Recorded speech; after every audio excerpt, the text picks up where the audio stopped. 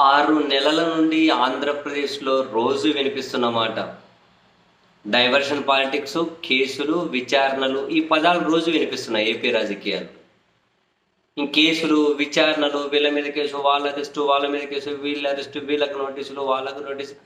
ఇదైతే నిత్యం. ప్రతిరోజు ఒకటి కాదు. కుప్పలు కుప్పల హెడ్డింగ్‌లు, వార్తలు ఇవే. వరుసపెట్టి. తాజాగా ఈ లిస్టులో మరొకటి చేరింది. మరో దాని మీద విచారణ కమిటీ నియమించారు. అదే టిడ్కో ఇల్లు. జగన్మోహన్ రెడ్డి గారి ప్రభుత్వ హయాంలో 2019 నుంచి 24 వరకు టిడ్కో ఇళ్లలో అవకతవకలు జరిగాయి అని. ఏంటంటే అవకతవకలు? 2017 నుంచి 19 వరకు టిడ్కో ఇళ్ల లబ్ధిదారులు ఎవరైతే ఉంటారో ఆ లబ్ధిదారుల జాబితా కొన్ని మార్చారట 19 నుంచి 24 వరకు. సో అలా మారడానికి కారణం ఏంటి? దీని వెనకల ఏం జరిగింది? ఈ ఓవరాల్ ఎపిసోడ్ మీద విచారణ చేసి 1 నెల రోజుల్లో నివేదిక ఇవ్వాలి అని చెప్పి 3 ఉన్నతాధికారులతో ఒక విచారణ కమిటీ నియమించింది సర్కార్. ఇందులో పట్టణ పురపాలక శాఖ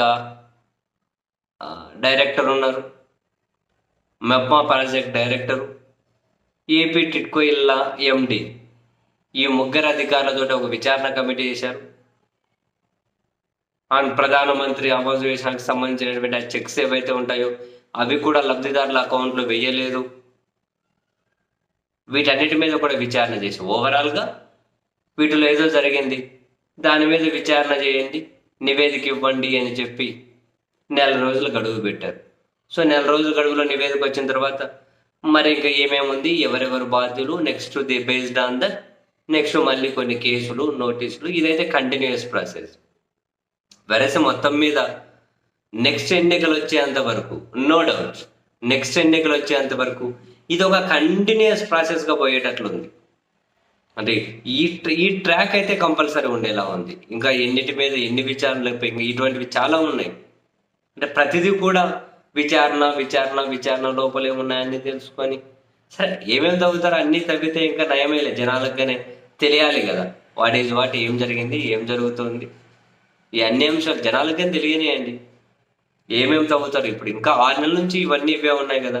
పొంగి ఇంకా నెక్స్ట్ వరుస పెట్టి ఎన్ని వస్తాయో తెలియదు.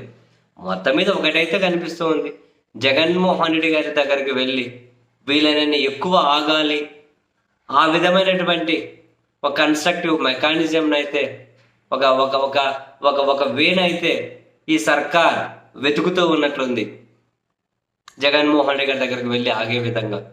మరి ఎక్కడెక్కడ దారి దొరుకుతుందో, ఎక్కడెక్కడ ఏమేమి ఫైండ్ అవుట్ చేస్తారో చూడాలి మరి.